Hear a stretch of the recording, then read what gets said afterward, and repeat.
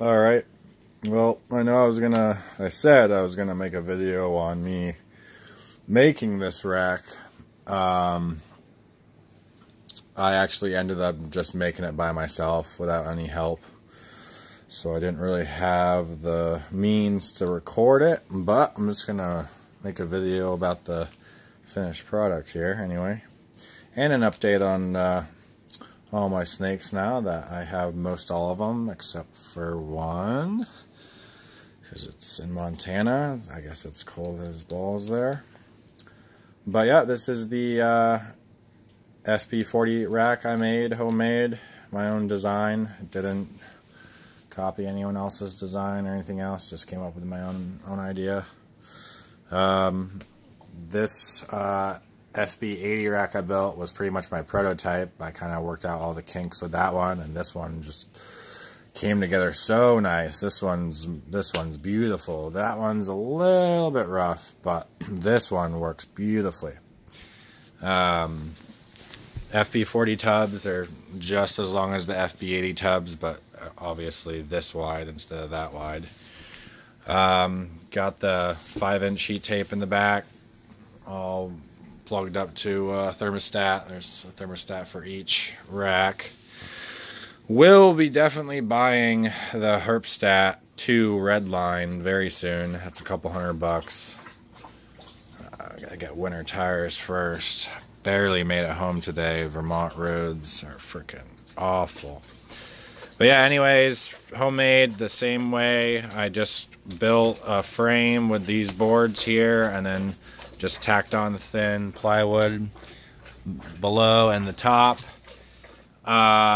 As far as this black board, it's just dry erase board. Find it at Lowe's. And all the way back there is the heat tape. And what happens is this black board goes all the way until the heat tape starts. Then it cuts off. And then after the heat tape ends in the back, there's a little strip of this black board for the back of the tubs to sit on. So what that does is it raises these tubs up off that heat tape, so these tubs never actually come in contact with that heat tape, and it's not going to wear out my heat tape or cause any shorts or anything, because a couple years ago I went down that road and it's not pretty. Had melted tubs and everything. It was bad. But yeah, anyways, update on all my snakes. I got my babies in here. This one is my male pastel 100% het clown, 100% het VPI exanthic. That's my male. Poking his head out, so you can see that's pretty nice in there, pretty nice and long. It's got nice heat under here.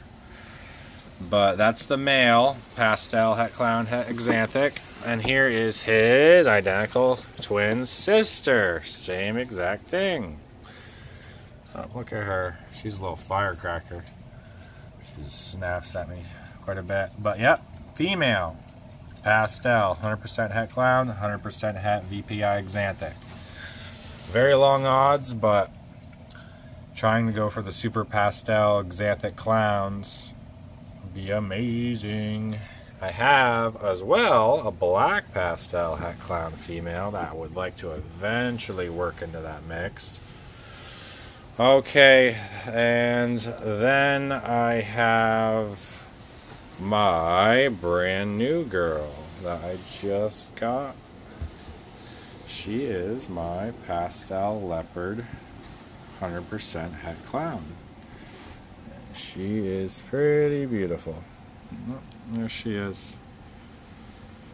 Pastel leopard, 100% het clown. I'm gonna wait. I only have 2 males right now. I'm gonna wait a year to get another one, but it will definitely have spot nose and definitely be het clown. So you guys know what I'm going for. That Batman. I really would love to make exanthic Batman, so that's my ultimate goal, but let me cover her back up. Oh, sorry girl, don't be jumpy. Alright, so that's my pastel leopard het clown girl, female. So there's 2 females in this rack so far, and 1 male. No one in here. That's for my black pastel het clown girl whenever she arrives. No one in this tub, this bottom tub. I'll tell you why. I'll tell you guys a little tip on this heat tape. When you're running the heat tape as one continuous strip, that's what I did with both of these racks. It worked great on this rack because I only used about 8 feet of heat tape. Once you go past that, which I did here is about 10 feet, 2 feet more. For some reason, past 7 or 8 feet, you get a big heat difference from the bottom to the top. So what happens is I can't really have a snake in this one. Come on, Barney, move.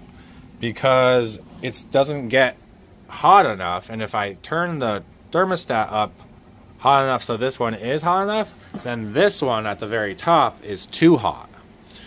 So I'd rather keep it so that at least these 3 are good temp, because these 3 keep perfect temp. But anyways, this is my adult normal. She'll be my only breeder really.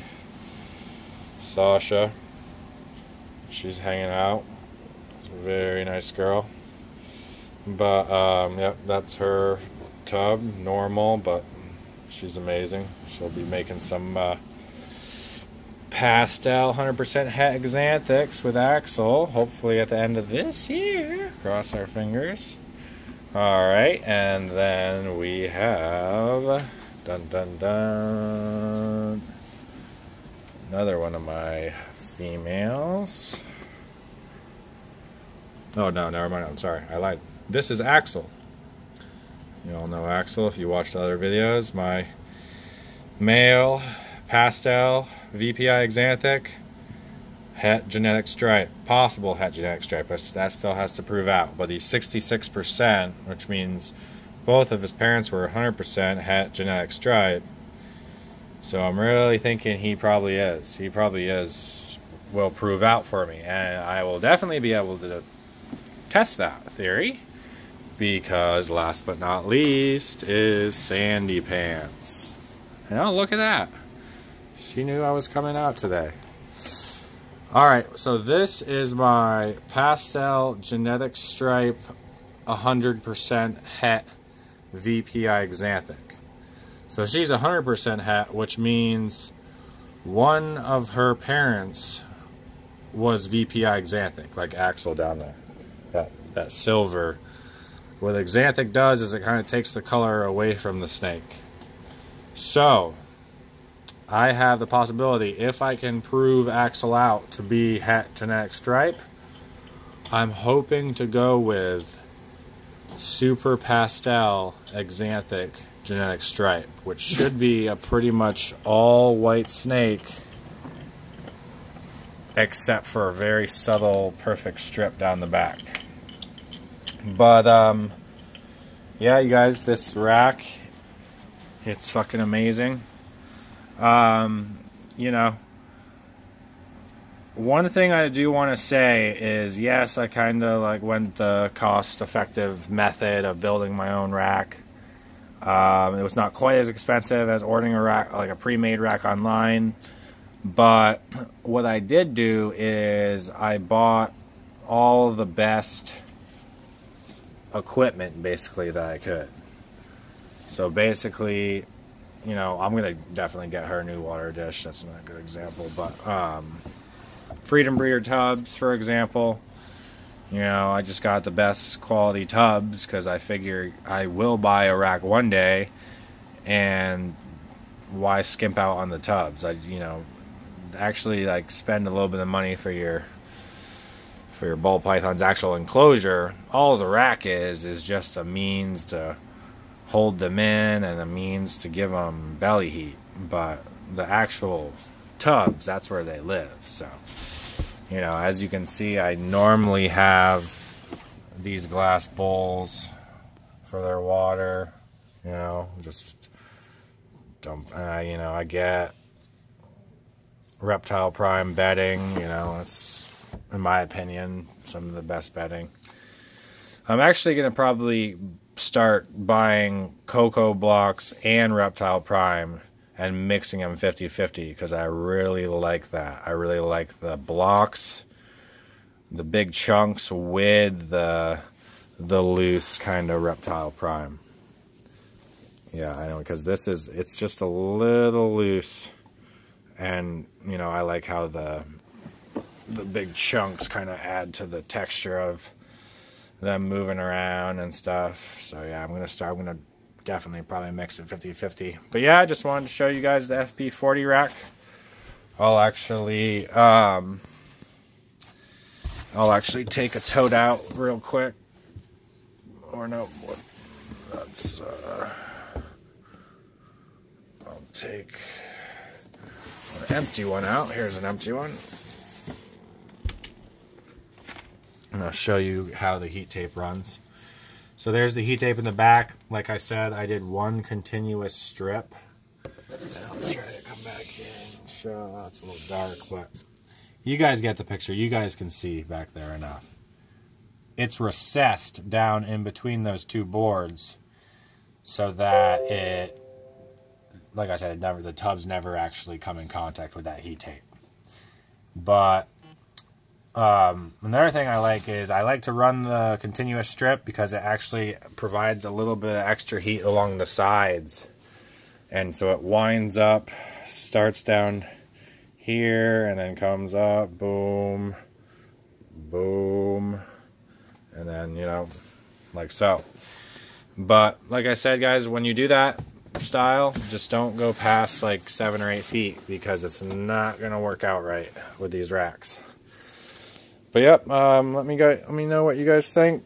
I'm pretty proud of myself, especially because I did this all by myself. But love the setup now. All my snakes are in one spot. Pro status.